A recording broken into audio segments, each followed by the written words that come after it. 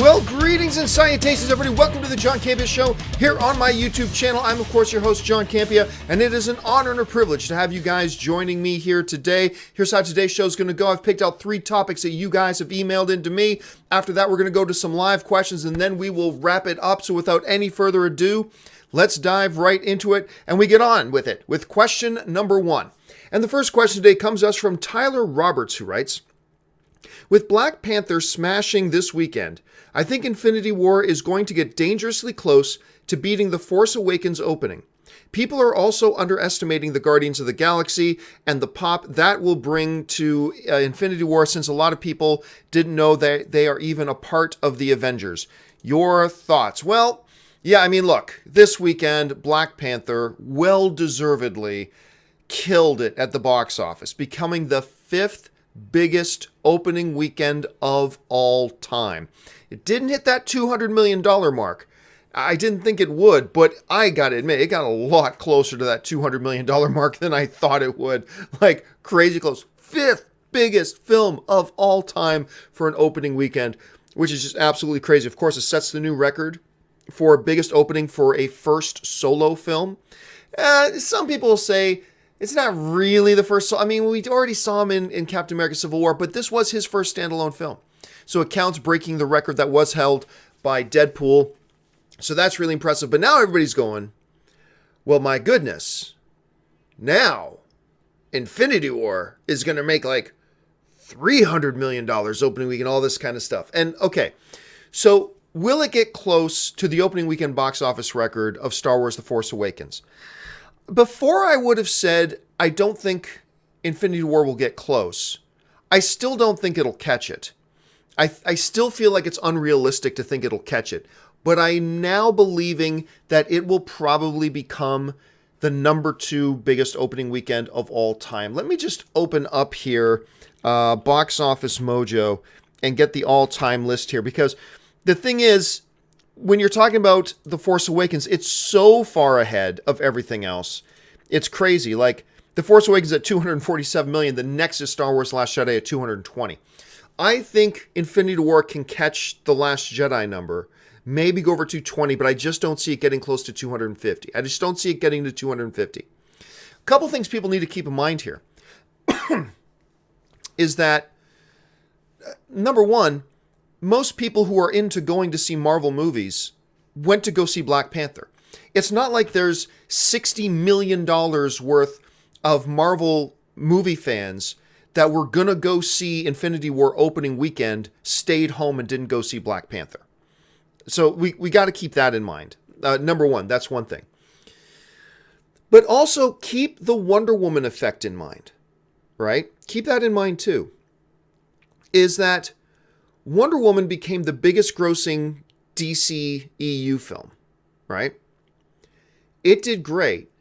But there was, and by the way, I'm going to use the word novelty here. Some people think novelty is a bad word. No. Novelty, used right, is an incredibly powerful thing. The whole MCU got kicked off because of the novelty of doing a shared universe and bringing these heroes together and work. Novelty is not a dirty word. It's bad when you just rely on novelty, but novelty is not a dirty word. So I'm going to use the word novelty here. Don't take that as a negative, okay? So with Wonder Woman, it was the first female-led comic book movie in the modern age of comic book films. In this new age of DCEU and shared universes and all this kind of stuff, Wonder Woman was the first female lead film with a really iconic female character. And there was, in a positive way, there's a novelty to that. There's a specialness to that. And we saw an entire generation of young girls seeing a woman in the lead in one of these films, and that was incredibly special. It was incredibly great. And what happened? You got this new influx of people because of that specialness about it. You got that new influx of audience that came, becomes one of the biggest DCEU films. But then what happens when Justice League comes out? Then Justice League comes out, and just because there was a whole new demographic of people who saw that specialness in Wonder Woman and rushed out to see it, didn't automatically mean they were going to turn around and run right back out to go see Justice League, even though Wonder Woman was in it. And that dumbfounded me for a while, I'll be honest with you, it really did. I think you have to, I think you're being a little bit naive if you don't acknowledge and understand that just in the same way that Wonder Woman was incredibly special and so unique and so new for an entire gender of people to finally see, a woman in this new age of comic book films, after we've had like 25 male lead ones, to finally have a female-led one. If you don't recognize that there's a similar principle at play here, obviously there is, with Black Panther. We're finally, in the modern age of comic book movies, where we've had like 25 of them led by white dudes, to finally have one that's led by somebody who's not, to finally led by a black actor and an almost all black cast. If you don't recognize that there's a uniqueness and a specialness and in the positive frame, novelty to that's going to get a whole lot of more people out that maybe otherwise wouldn't have been coming out to see a Marvel film, then I think we're being a little bit naive. Of course there was. Now, am I saying that, like Wonder Woman to Justice League, that we're going to see a drop-off in the box office from Black Panther to Avengers Infinity War? No, the MCU, look, even if you're a big DC fan, I think you'll acknowledge the MCU is in a much healthier state than the DCEU is currently. So that's not going to happen. We're not going to see a box office drop-off. But I think people are overlooking that. Really, they just say, oh, Black Panther did great. That means Infinity War is going to make $400 million opening weekend. No, it's not. The other thing you got to keep in mind here is also this.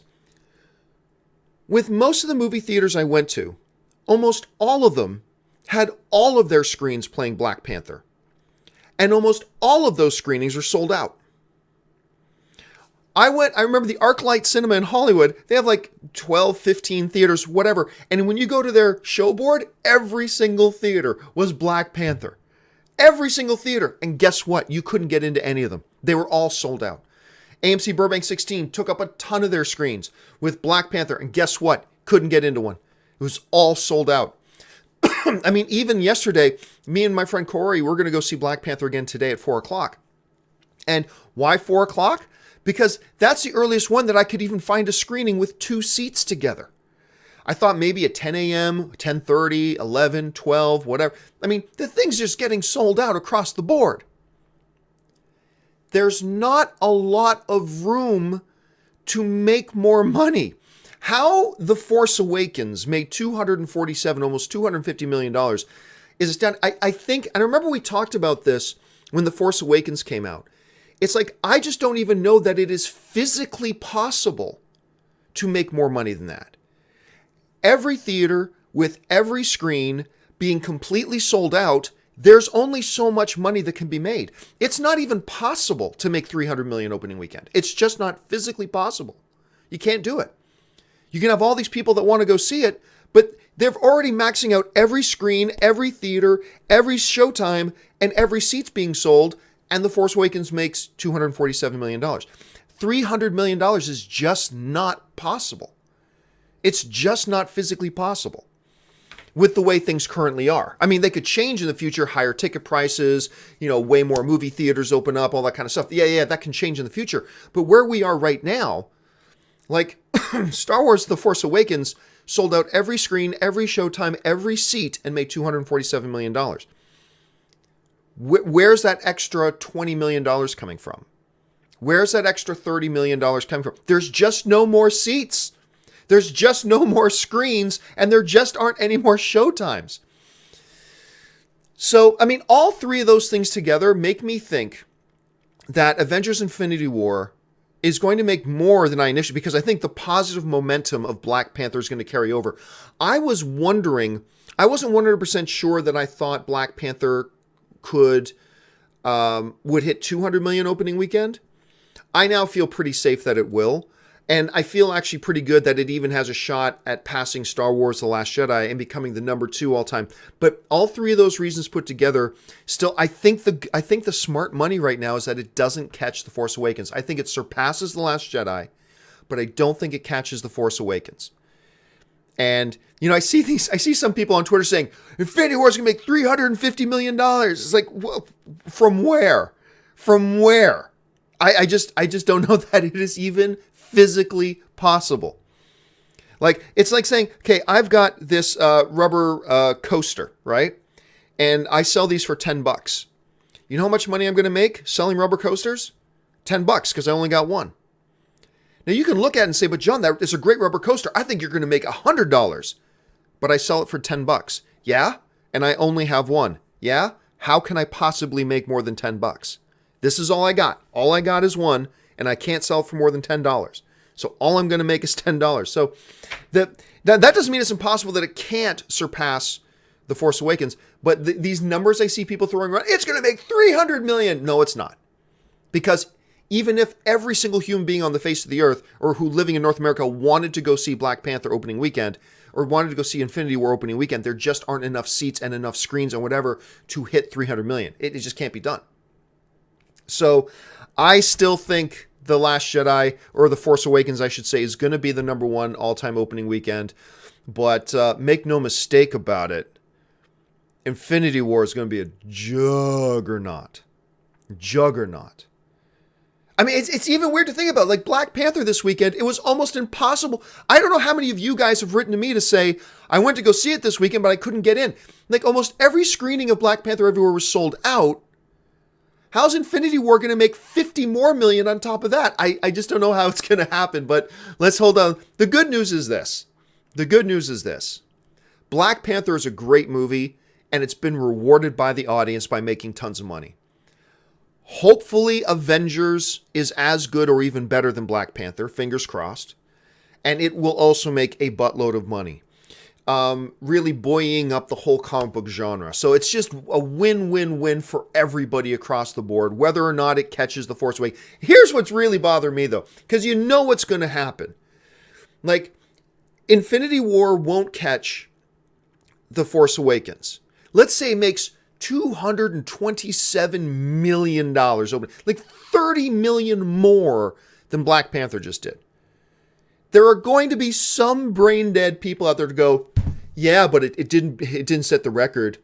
Oh, it underperformed. You know there's going to be some brain dead moron out there that's going to go, if like say Infinity War becomes the second biggest opening of all time, makes like $227 million. You know there are going to be some brain dead people out there going, it underperformed. It could have done better.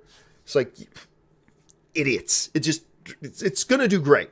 It's going to do great. I just don't know that it can catch The Force Awakens. That's all. All right, let's move on now to the next question.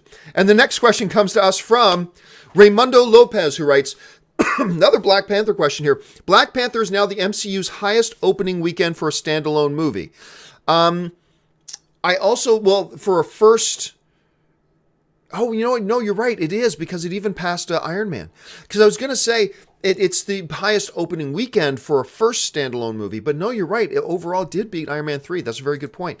Okay, so do you think this gives confidence to Marvel that the MCU can survive and thrive once the original cast leaves? Do you also think that this puts to rest the talks that the MCU needs to reboot after Thanos? Well, first of all, I have never paid any attention to anybody that says that the MCU needs to reboot after Thanos. No, it doesn't. The universe is just too big. It's just too vast. They've got to get back to some simpler storytelling, though. Like, that much I do think. Because, like, you've got Ant-Man who brought it back down. Not every single movie has to be about saving the galaxy, right? You can't do that. That's going to get tiring. What you need to do is throw in these movies like Ant-Man. That's just about the dude saving his daughter. You can't always be about saving the world. Sometimes you got to be about saving the town, or saving like Daredevil. You got to be about saving the neighborhood, or you got to be about saving the kid, or something like that. Keep playing around with the scope of the stakes. Stakes are always high, but play around with the scope. Saving the universe, saving the world, saving the country, saving the city, saving the neighborhood, saving the individual. Keep playing around with your scope, and it'll be fine. It'll keep going. And once you go with Thanos... Because people are saying, well, once you have Thanos, you can't go much bigger. It's not about going bigger. It's just about continuing to tell great stories and keep varying up the scope of the stakes. If you keep doing that, it's always going to feel fresh. It's always going to feel great. And keep playing with the different genres. Whether it's like a comedy, whether it's more like a political thriller, whether it's more like a heist film like Ant-Man, whether it's more like a psychedelic borderline horror film like a Doctor Strange. Keep playing around with that, and it'll always be fresh. I've never felt like they needed to reboot after Thanos. I've never felt that, really. I mean, it's possible. Yeah, you could, but I've never really believed that they will. But here's the interesting thing. What Marvel just did with Black Panther, because everybody laughed at me and everybody would scoff at me when the DCU was getting rolling, right? I said, hey, you know what is the way they should do it? Do it the opposite of Marvel. What Marvel did worked for Marvel, but do it the opposite of Marvel. Start with a Justice League film that can be carried by your big guns. Batman, Superman, Wonder Woman, right? Start with the Justice League. That way, in a Justice League movie, you can introduce the audience to some lesser-known heroes, get the audience attached to those lesser-known heroes, and then spin off the lesser-known heroes' individual films. Go with it that way. The funny thing is, Marvel just did that now with Black Panther. Say, hey, not everybody in our wide movie-going audience knows Black Panther. So you know what? Because they did Ant-Man as a standalone, and Ant-Man was okay. It made almost $600 million, but for Marvel scales, that's not making a ton of money. It was a great movie, but it didn't make a ton of money. What did they do with Black Panther? They introduced him first in Civil War, where you've got all your established heroes, bring in this new hero, Black Panther, show him standing alongside the Avengers, going toe-to-toe with them, given and taken with Captain America, given and taken with Winter Soldier, show that. And now when you do a Black Panther standalone movie, the audience already knows him. And the audience loved him in Civil War. And now we can't wait to see him do his thing. It's kind of like they adopted the philosophy that I thought the DCU should have adopted right from the beginning.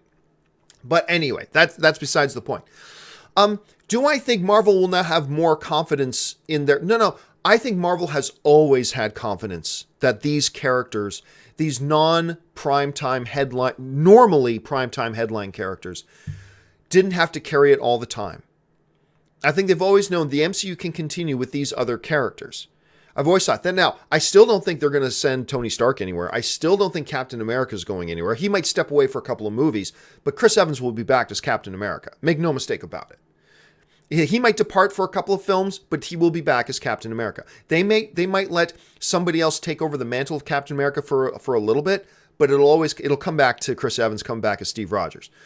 But I think they've always had confidence that these other characters like Black Panther, Doctor Strange, that these characters will succeed and can succeed. Why? Because they make good movies around them.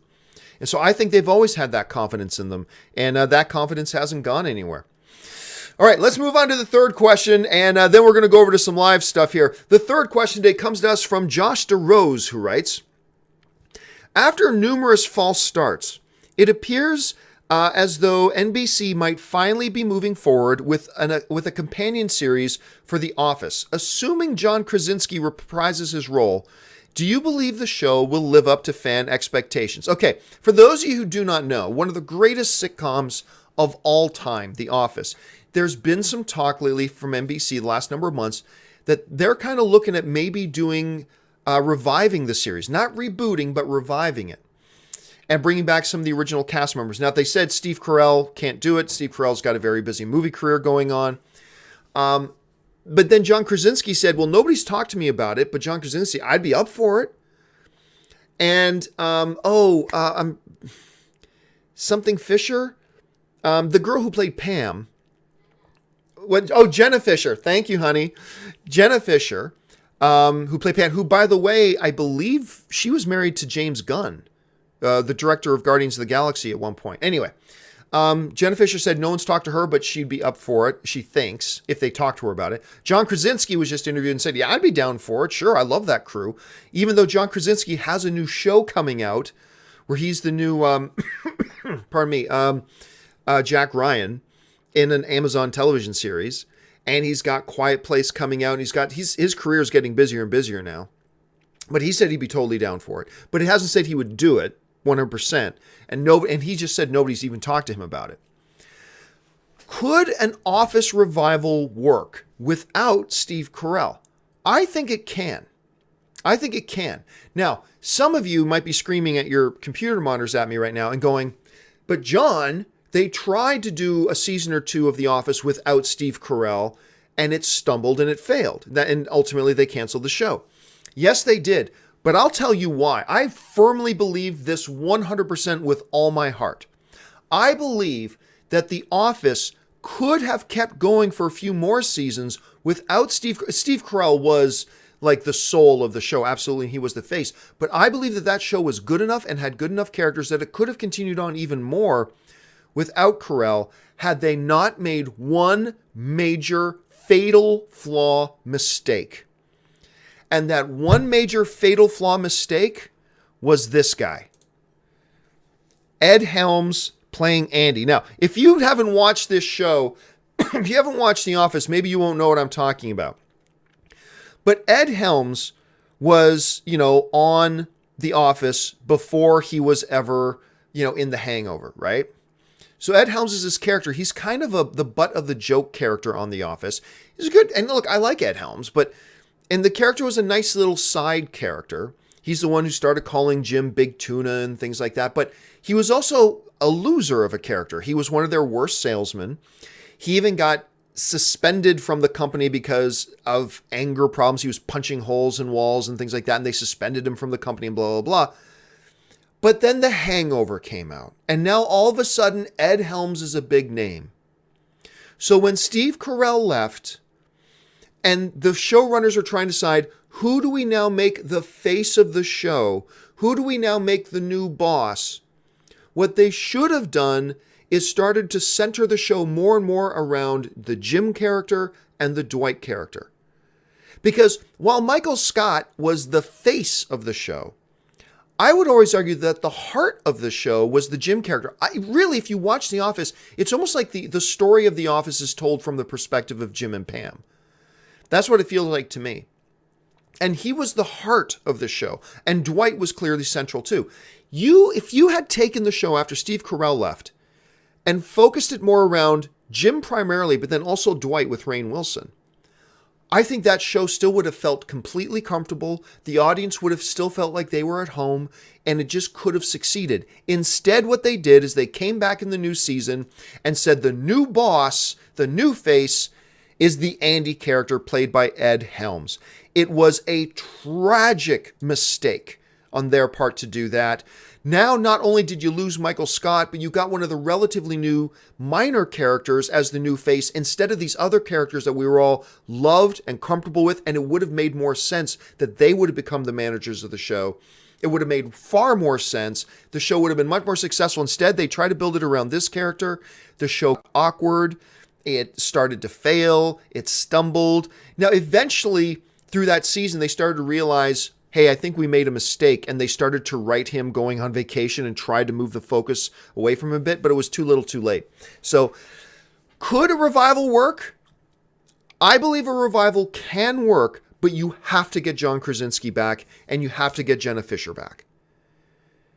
It's okay, you can do it without Michael Scott, and you can do it without Steve Carell, though it'd be great if they could, but if you don't have Steve Carell back, and you don't get John Krasinski back, and you don't get Jenna Fischer back, then no. Then I don't think it can work. All right, guys, that will do it for those emailed in questions. Now, I'm going to take the next 10 minutes and take your live questions. I know a whole bunch of you guys have been sending in live questions here. Listen, guys, if I don't get around to the question you sent in by the time we end the show, I will take those questions and add them in and have them answered on the open mic show a little bit later this afternoon, so make sure you come back for that. All right, without any further ado then, let's jump over to the live questions you guys have been sending in. And we start off with Haskell, who writes, "Hey, John, good morning. Good morning.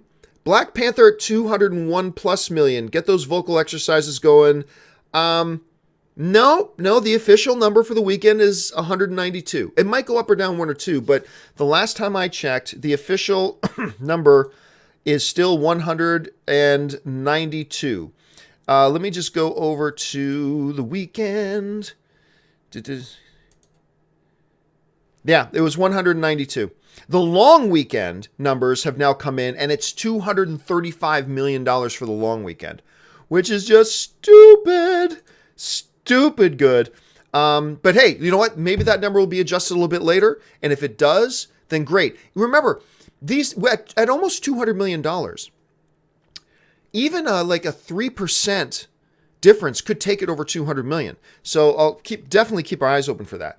Ben Rayner writes, "What was your interpretation of the tending of Birdman. I think you mean ending of Birdman. Do you mean ending of Birdman?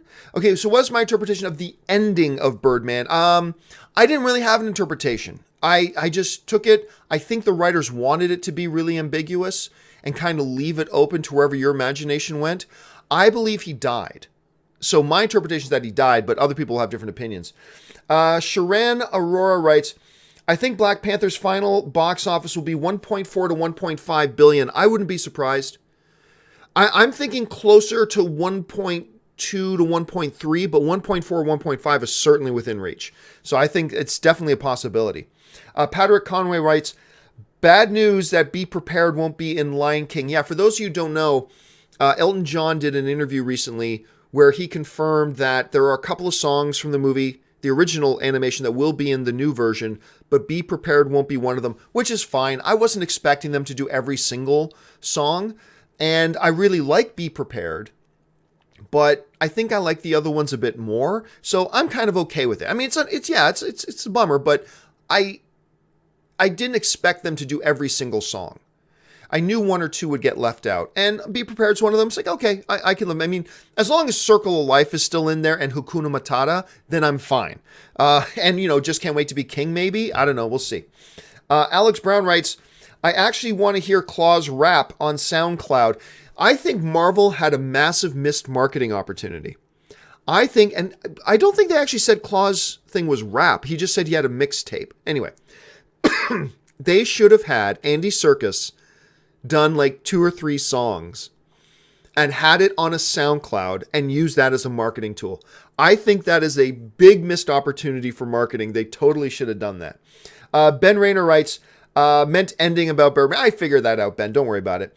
Emmanuel Perez writes, John, do you now see the Infinity War trailer different than after watching Black Panther?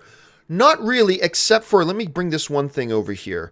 Except for one thing. For those of you who follow me on social media, you would have seen me put this up on my social media last night. The one way I look at the Infinity War trailer a little bit different now is now that I recognize M'Baku is in it. So I put up this little thing on my Facebook thing. It said John's face when he realizes M'Baku is in the Infinity War trailer.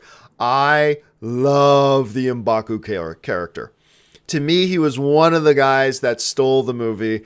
I love this character so much. So the only thing that really changed for me now watching the Infinity War trailer now was the fact that I recognize M'Baku in it, and that just makes me a little bit more excited. Let's see. Wow. Bran Anidaran writes, how incredible is it that Spidey's responsibility line basically informs Black Panther's storyline? I'm not quite sure what you mean by that. Like, do you mean, the responsibility line, like with great power comes great responsibility? Well, I mean, when you really think about it, most superheroes, that's kind of the driving engine. Most superheroes, there comes a moment of with great power comes great responsibility. Yes, the Spider-Man mythos is the one that verbalized it that way. But really, when you look at most of the heroes' stories, there comes a moment of, without saying it in these words, with great power comes great responsibility. That is a common theme throughout most superhero genre films, I find. With great power comes great responsibility, without actually necessarily having to say it. You know what I mean? But yeah, absolutely, you see that in Black Panther. Curtis Lopez writes, so after I took my mom to see Black Panther, she took her sister, and my aunt cried throughout the entire movie. It's these types of experiences that people tell me about that I just wish I could gather up in a bag. So when I hear some well-intentioned yet clueless people saying, oh, the sociological importance of Black Panther is being exaggerated, it's being overhyped. And I just want to take these experiences like you're telling me about, Curtis, and say, no, it's not. Look at this. You tell these people that they're over-exaggerating the significance of them. You tell them and the emotional impact and the emotional reaction that they're having to this. You tell them it's being over-exaggerated. Like, that's just what I want to say to people. Thank you for sharing that, Curtis. And then Bahar and Idaran writes, I meant Civil War. Oh, yeah, no, I think I understood what you're saying. Don't worry about that. Curtis Lopez writes, do you watch the Chappelle Show? What's your favorite skit? I did watch a whole bunch of the Chappelle Show. Tons of funny stuff.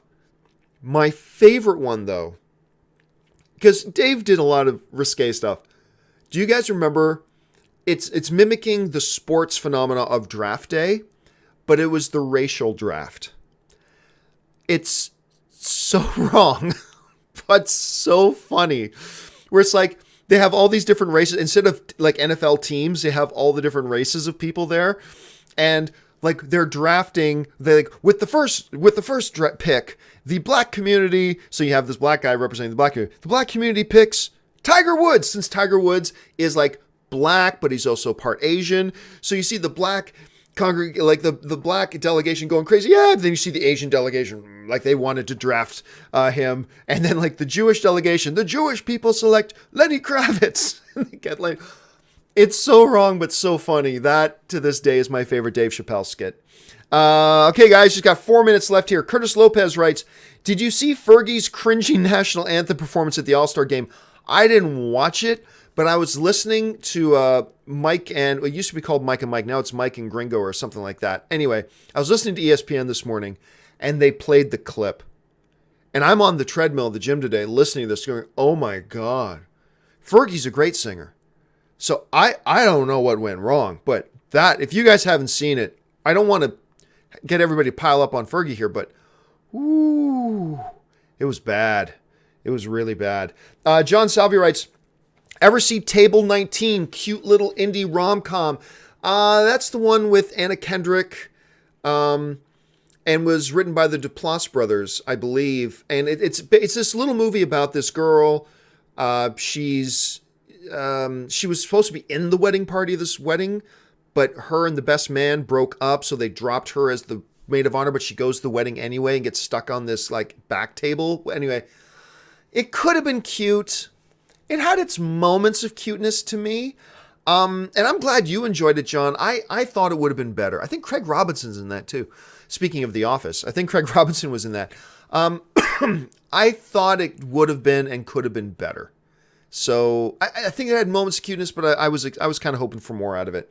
Han Solo writes, if Tom Hanks announced that he's retiring from acting, would you think it's deserved, or would you want him to continue to be in more films? Well, Tom Hanks is still at the height of his powers, I think, as an actor. He's still relatively young. So I would like to see him going. But hey, if he decided to retire, he's got a couple of Oscars on his mantle. He's recognized as one of the generation's greatest actors. How much more is there for him to do? Other than to either be in an MCU or be in a DCEU film. That would be about it. But other than that, I'd be perfectly fine if he wanted to hang him up. Chris Bradford writes, hey, John, isn't skipping spoiler type questions pointless because by the time you get to it, most everybody have already seen the questions? Well, he's referring to yesterday. A couple people put in spoiler type questions, and I just decided to breeze by them. Did some people read them? Sure. But I've got, like, all my Patreon supporters have access to the audio only podcast. So I've got a bunch of people, like 700 plus people that listen to the audio podcast. I don't want to root from them. There's a bunch of people that put on these videos and aren't necessarily watching the screen like they're doing other things while the show's playing. I get to save them from it. Yeah, there's a bunch of people that I can't save from it because they'll read the questions in advance. But just because it may have spoiled it for them doesn't mean I need to spoil it for everybody.